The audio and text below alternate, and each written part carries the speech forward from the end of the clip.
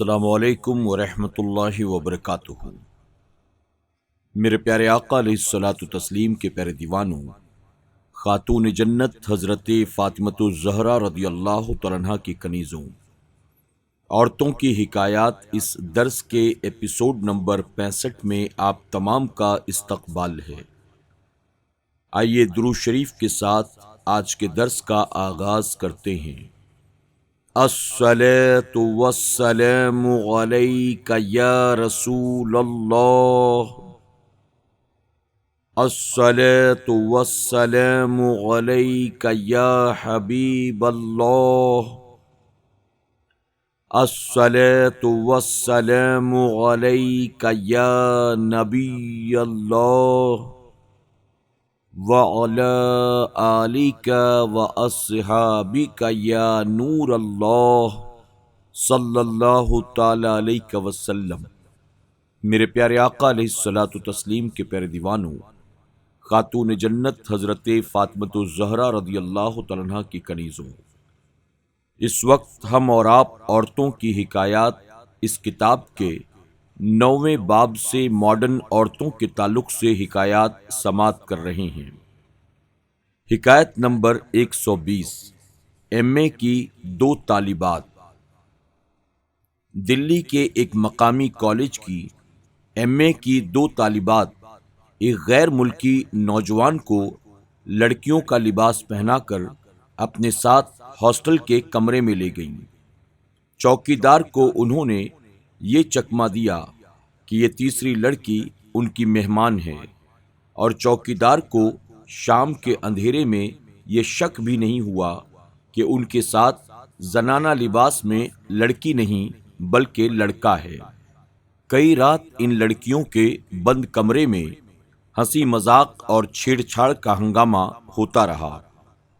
شروع میں پاس کے کمرے میں رہنے والی لڑکیوں کو شک بھی نہیں ہوا کہ ساتھ والے کمرے میں کیا معاملہ ہے، مگر جب لڑکیوں کی آواز کے ساتھ مردانہ آواز بھی سنائی دینے لگی تو بالکل ساتھ والے کمرے میں جمع ہو کر کچھ لڑکیوں نے میز پر کرسی رکھ کر، کرسی پر اسٹول رکھ کر، اس طرح روشن دان سے جھانک کر اندر کا اخلاق سوز منظر دیکھ لیا۔ اس انکشاف پر ہاسٹل کی لڑکیوں نے چپکے سے ان دونوں لڑکیوں کے کمرے کو باہر سے بند کر دیا اور ہاسٹل کے منتظمین کو اطلاع کر دی۔ جب دروازہ کھولا گیا تو لڑکیوں نے لڑکے کو اپنے کپڑوں کی الماری میں چھپا دیا، مگر بھانڈا پھوٹ کر رہا۔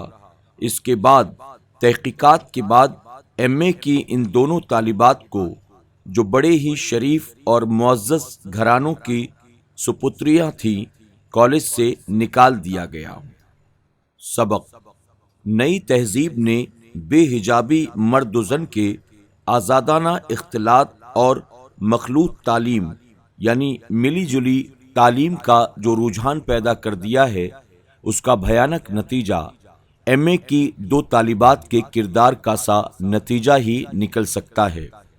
دنیاوی تعلیم تو غیر محرموں سے اختلاط اور خلوت کے لیے ایسے بہانے و فن بھی سکھاتی ہے جن کی بدولت غیر محرموں سے بند کمرے میں چھیڑ چھاڑ ہو سکے۔ یہ بھی معلوم ہوا کہ جس طرح ان چالاک لڑکیوں نے چوکیدار کو چکمہ دے کر لڑکے کو لڑکیوں کا لباس پہنا کر اسے لڑکی بتایا تھا، حالانکہ وہ لڑکا تھا، اسی طرح آج کل کے چالاک ماڈرن افراد حرام چیزوں کو اپنانے کے لیے مسلمانوں کو چکمہ دینے کی خاطر ان کے نام حلال چیزوں کے سے رکھ کر اسے حلال بتانے لگتے ہیں، حالانکہ وہ ہوتا حرام ہی ہے۔ جیسا کہ یہ لوگ سود کو حلال کرنے کے لیے اس کا نام منافع رکھ دیتے ہیں، حالانکہ وہ ہوتا سود ہے۔ سور کا نام دمبا رکھ دینے سے وہ دمبا نہیں بن جاتا بلکہ وہ سور کا سور ہی رہتا ہے۔ یہ بھی معلوم ہوا کہ جس طرح کالج کی 2 طالبات کو ان کے خلاف اخلاقی فعل کی بنا پر کالج سے نکال دیا گیا، اور نکالنے والوں سے یہ نہیں کہا گیا کہ آپ کا یہ اخراج آپ کی تنگ نظری ہے۔ اسی طرح اسلامی کالج میں داخل مسلمان سے اگر کوئی خلاف ایمان قول صادر ہو جائے تو علماء کو یہ حق حاصل ہے کہ اسے دائرہ اسلام سے خارج بتائیں، اور علماء کو یہ ہرگز نہیں کہا جا سکتا ہے کہ یہ فتویٰ آپ کی تنگ نظری کی بنا پر آپ نے لکھا ہے۔ نہ کیوں بے دین کو اسلام سے خارج کرے ملا، نہ کیوں بے دین کو اسلام سے خارج کرے ملا، اتارے بے ٹکٹ کو ریل سے ہے فرض ٹی ٹی کا۔ یہ بھی معلوم ہوا کہ عورتوں کے لیے دینی تعلیم ضروری ہے، اور اس دنیاوی تعلیم کے نتیجے تو اسی قسم کے ہوں گے جیسا کہ آپ پڑھ چکے ہیں۔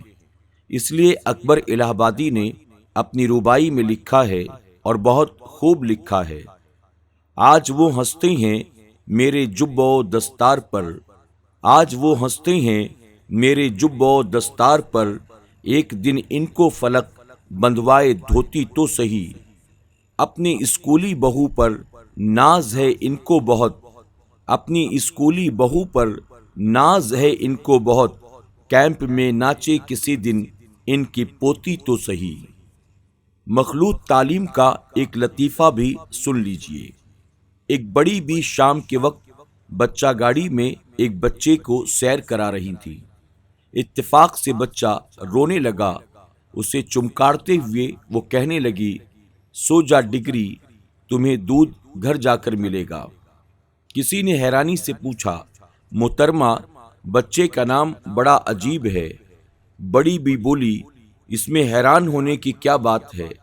میں نے اپنی لڑکی کو لڑکے لڑکیوں کے مشترکہ کالج میں داخل کروایا تھا، اور یہ وہ ڈگری ہے جو وہاں سے وہ لے کر آئی ہے۔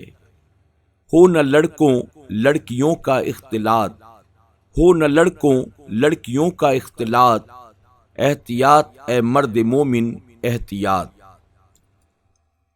حکایت نمبر 121۔ لیکچرار و ہیڈ مجسٹریٹ۔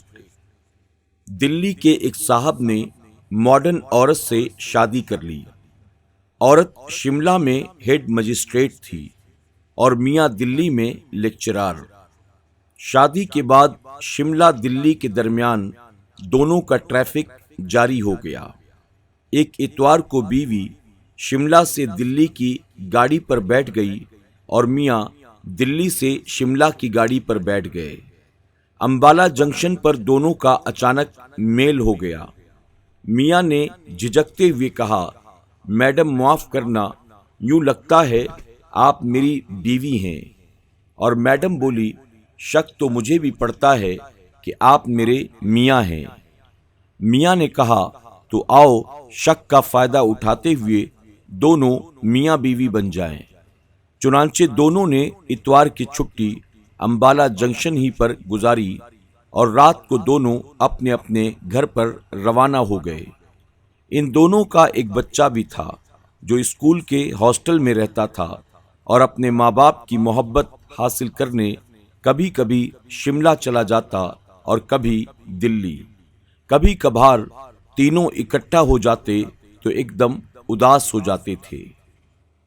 سبق: خدا تعالیٰ فرماتا ہے: خلق لكم من أنفسكم أزواجا لتسكنوا إليها وجعل بينكم مودة ورحمة۔